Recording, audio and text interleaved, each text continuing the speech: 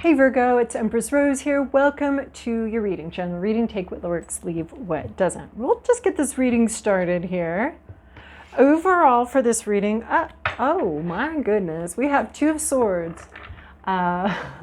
It's swords, so communication and not communication, realizations and not realizing. So this is either not talking to somebody, someone you're not talking to, or denial. There's something you see, something you know. Here's your little intuition back here, but you've got your back turned to it, and there you are being a bit of a blockhead. Here's two lovebirds, they're not talking. You're not seeing, you're not talking, you're not realizing anything. So you may have been in this space, and this is about what comes next, or you may just want to stay here. So anyway, over on Vimeo, I should let you know, over on Vimeo, I'm doing extendeds, but they're I-Ching extendeds with some cards put in. It's just this fabulous mishmash of divination practices, and I absolutely love it. I-Ching and I go back way further than tarot. I've been reading tarot for 10, 11, 12 years, and I-Ching and I were a decade at least, maybe two before that. So it's nice for me to be reunited. We had a little falling out 6 years ago, but we're back together again, and we're enjoying, I'm enjoying that process. So past, present, inner landscape, what's at issue, environment, to-do list, possible outcome. Do you have any Leo in your chart? Because if you do, you should probably go watch the Leo one also. So also, the description and the link will be to the Vimeo one will be in the description box. Oh my goodness. Okay. So in the recent past, we have a magician here trying to create something, not trying to, but planning it, doing it. Magician has everything they need. They have all the tools they need. They've gotten the divine inspiration and they're putting it all together. It's like a planning stage. It's like organizing stuff, planning stuff. You're going camping, very exciting, but this is, you've got the reservations, you've got the gas, you're packing the car, you've got your cot and your tent and your sleeping bags, and you've done the grocery shopping for all the extra groceries or all the different groceries that you need for this trip. So this is the preparation stage for creating something beautiful, creating something that you want. It's a very responsible fool energy. So yeah, you may be a bit of a fool, but you've got everything you need and you're getting it all organized and you're packing it up. There's magic here, and there's the possibility to create once you put it all together. So we're talking about a road trip. Oh my gosh, here we've got the Chariot. Yeah, you packed the car and now you're on your way. You're moving, you're leaving. You've packed everything up. You've got everything you need. You planned out this trip. You planned out this vacation. You planned out this move possibly. You've done your research. Maybe you're buying a new car and you read all the consumer reports on what cars were the best value for your money, the best bang for your buck. So the Chariot, though, this is a slow-moving Chariot. The rest of them can be time machines where things move really fast. It's a slow-moving Chariot. You are driving, you're not flying. There is a process here. I feel like there's a destination here. We've got our eyes on the prize. And the Chariot can be about coordination. It can be about coalition building. It can be about coordinating people, right? We've got the tools we need. Now we've got to get the people on board. We've got to get people on board to come with us. But there is movement. There's guidance, there's movement. This is the slowest moving Chariot there is, though, on all of my decks. This Chariot moves so slow. That's fun, Virgo. So yeah, I want to say you're learning so much on the way that it's cool. It's okay. Like if you weren't going this slow, like you wouldn't be learning this much. You're not skipping over any steps. You're going nice and slow, maybe frustratingly slow. Things are going frustrating. Here's a Jack, frustratingly slow at the time. I always can't figure out like how he doesn't he's putting his tail down right next to the candle. I don't know. Do cats ever light their tails on fire? That just seems silly. So. But here, Jack, can you move on, please? We've already had this discussion today. Okay. Okay, we convinced that enormous cat to move on. So the Chariot. There might be actually a lot of interruptions, as Jack so aptly, I don't know, demonstrated. So yeah, it's just a slow moving one, but you are growing, and going slow is fine. You might be, you see a lot more, you pay a lot more, you see all the details when you're walking versus when you're going like 80 miles an hour down the road. So there's a lot more to pay attention to. I think there's a sense of, I cannot believe I have to go this slow. But you're going, but it's very slow. What's on your mind? Two of Cups. So this is what put me in the mind of the Leo reading, because the Leo got this exact same card in this exact same position. And here we have a very twinning vibe with the Leo reading as well. So soulmate energy, Two of Cups. This might be a conversation that you want to have. You might be going towards this person that you feel is very similar to you. You might feel like you're cut of the same cloth. You're hopeful, I think, of Two of Cups wouldn't be anything you're fleeing or you're dreading. You might be dreading a conversation, but you're hopeful for a reconnection. And it's like you connect and reconnect and connect and reconnect with this person. This isn't like,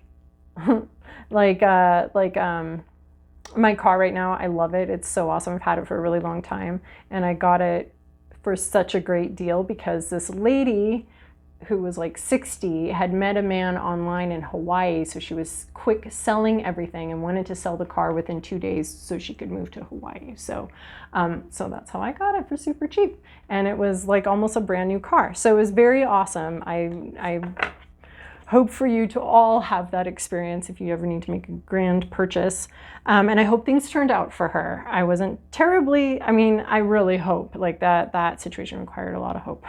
So anyway, so there's something, why am I telling you this? For one, the snail actually looks like my car. But two, there's like what is it? It's like, apparently, where was I going with that?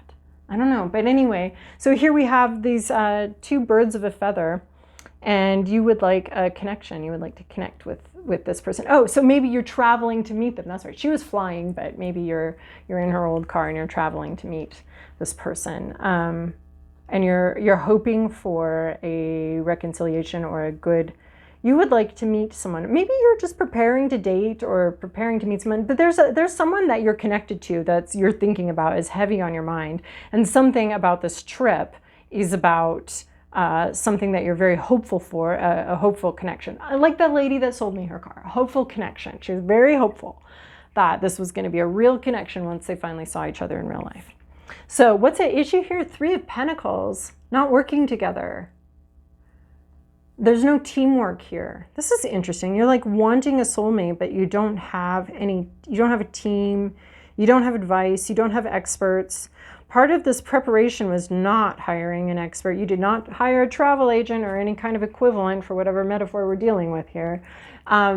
There's not a team, the team's not working together. Well, you're longing to connect with someone, but there's a disconnect here. There's nothing to build on. Or there's no one, you're not building with this person right now. You're thinking a lot about them. Very much wanting a connection. It might not even be a specific person, but look at this. We have Two of Swords and Two of Cups. You're longing for someone, but you're not talking to them, or you're not talking to them, or you're in denial that this is a bad idea. You're selling everything and moving to Hawaii, and you're like, no. Your intuition's like, maybe this is not a good idea. And you're like, oh no, what are you talking about? I don't hear you, intuition. But it looks more like you're not talking to this person. They are very much on your mind, very much, but you're not building a life together. You're not doing anything together. You're not working together.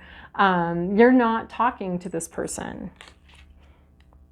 You might be on your way to talking to this person, or you might just be on a road trip, but you've got somebody else on your mind. In your environment, Nine of Swords. This is always an interesting environment card because it's very much a psychological card. It's the nightmare card. It's staying up at night, safe in your bed, but they're technically safe.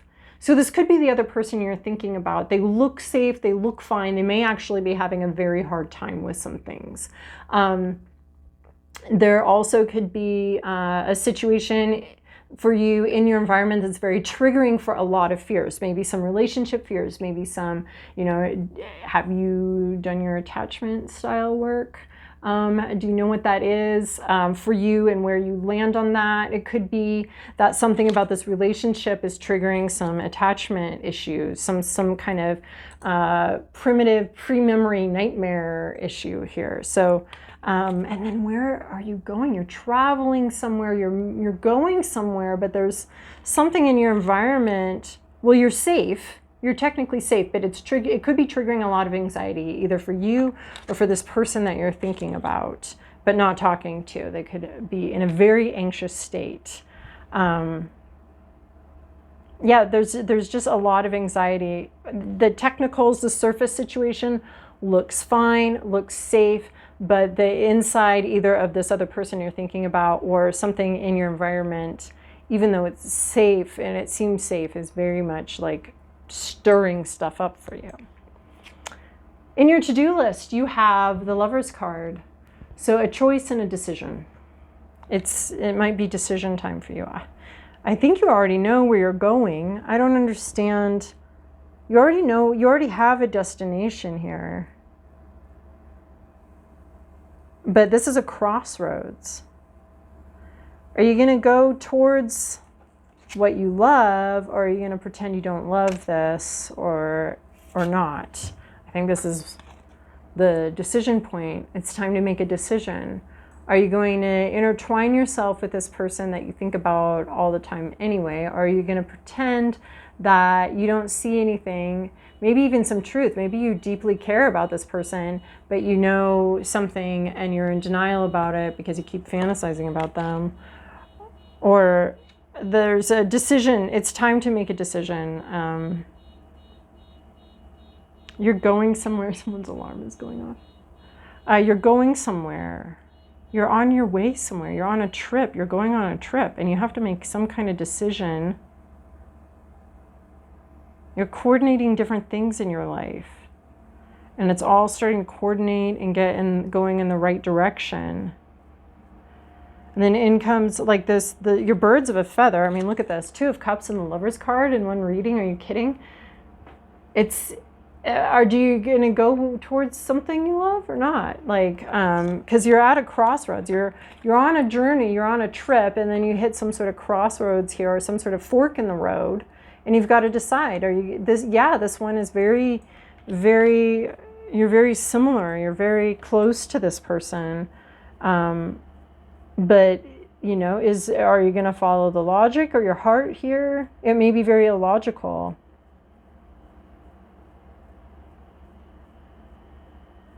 But there's like this do or die, or not do or die, that sounds so dramatic, but look at all these 2s here. There's a lot of 2s here about partnership. But it's coming to some sort of crossroads where you got to make a decision. And not making a decision is making a decision, even though it doesn't feel like it. So you do have to make a decision. And usually it's a decision about going for something that makes sense and feels very logical and is approved of by society or by your society. Or it can also be like making a decision. Are you going to go with what you're passionate about? Even though it doesn't make a lot of sense to other people. Sometimes I think, love has to have some sort of, it's required to have some sort of inconvenience in it, or something difficult in it. I think we talked about this on your summer love reading. Some sort of difficulty in it, or some sort of inconvenience in it, because otherwise it's just like a business transaction, or it's very logical, or it's a math equation. And love is so much more than that, and so much more mysterious than that. I sometimes think like something about it should be a little bit like risky for you. Should be a little risky, because otherwise if it just makes too much sense, then I just have questions personally about whether that be love or not. And here I'm talking about this lady that sold everything and moved to Hawaii. You know, that was very risky, but kind of admire the choice and the decision. There's a part of it that I do admire. I hope she had a backup plan. I hope she had visited him before she went and sold everything and moved there. That seems a little... Anyway, so some sort of risky, maybe fork in the road, decision needs to be made. Some sort of risk might be in play here. You got to make a decision, though. Not making a decision is also making a decision. So and the possible outcome here is Two of Wands, wanting something but not sure how to get there. It's almost got this super slow chariot vibe, like inspired by something. Wands would be inspired by something, wanting something, but just not sure about some of the technical aspects or dealing with some of the technical aspects, really getting practical about it. And right, this magician, this is a practical magician, right? It doesn't look like it with this top hat, but the magician is fairly practical at the beginning of something. He's got his idea and he's assembling the parts and he's making sure he's measuring twice and cutting once. That's the magician, very practical. You don't want a sloppy magician. I think we talked about this with Gemini. You don't want a magician who's like, yeah, just throw in like some of that in the potion, and you know, you don't want some sort of janky love potion. You want the precise, good, well done, well thought out love potion. I don't do those things, but if you do, that's what you want. You want it to be pretty precise. You want Cupid's arrow to be very direct and clear. You don't want Cupid to just like, I don't know, I might take some bird shot out and like see what happens. You know, you want Cupid to be like a little bit thoughtful and a little bit clever. So this could be like these practical things and practical issues. Here comes Jack again. Practical thing and practical issues to kind of take over your mind, which is fine because you've got this magician here. So making a decision, and then what happens after you make the decision. You're going to have to figure out what happens next. There might be a little lack of faith that sneaks in. Just as we're looking more at practical issues and practical things, there might be a little bit of fears or just like, how is this even going to work? Coming in here. So what I like about this though is we have your intuition kind of sneaky behind you here, and then we have, like, you may be in denial that you have to make a decision and a choice, or that the decision time is coming up. You know something here and you've turned your back on it. This is also knowing something, but it's actually facing it, and it's a little bit daunting to face. But here we have the full moon, and here we have you looking actually at the full moon, understanding your intuition, having clarity on what it is you want, right? You make this decision, you get this clarity on what it is you want. You're at this crossroads. Which way are you going to go? You can't go both ways. You're on this little trip, this road trip, and you can't go both ways. So which way are you going to go? And then here though, you're turning this around completely. You've got your back turned, you're not talking, you make a decision, and now it's like practical. And it could be kind of overwhelming, because this is exactly why you turned your back on it. You're like, I can't deal with this. And this is like, no, I'm choosing to deal with this. I'm choosing to face this. And now this is exactly what I thought was going to happen when I turn around and face this. This is overwhelming. This is, so, right, there's a sense of like, yeah, I want to get there, but I don't know how to get there, right? I'm here on Earth and I want to go to the moon. I want to get here where my intuition is telling me to go. And I'm making my way very slowly, and my intuition is telling me to go on this little trip, on this little journey. I came to a fork in the road. I'm finally decided. I knew this fork was coming up. I didn't want to decide. I didn't want to make a decision. I was pretending I didn't see that. I was pretending I didn't know what I knew. I wasn't talking about it, and now I know. Now I know, and you've decided to know. You've made a decision to know. Now you know, and now it can feel a little overwhelming and hopeless. Okay, let's do these two puppies at the end here. And then I'm very excited about going over to the extended. No, that's not. Going over to the extended for the I-Ching reading. It's very fun over there. Okay, anything else? Are we just gonna draw one? You want me to draw one? You want me to take those ones that got all... Okay, I did have a lot to say. I'm going to take the ones on the floor. They always seem more exciting to me. Other readers don't take the ones off the floor, but I do. I just think they're a little more excited. Forest Temple. Oh my God. I like this. Enlightenment, which is exactly what happens with this moon. It enlightens, enlightenment, getting clear on something, seeing something very clearly in how it resonates with you. Enlightenment. Toadstools, growth. This is about, you know, rapid growth, something that's been under the surface, right? It's been on this long journey, and then suddenly we come to decision point. And here you have this, again, rapid growth. We have the rapid growth of the moon, rapid realization, rapid growth. Everything's in place, though, for this growth.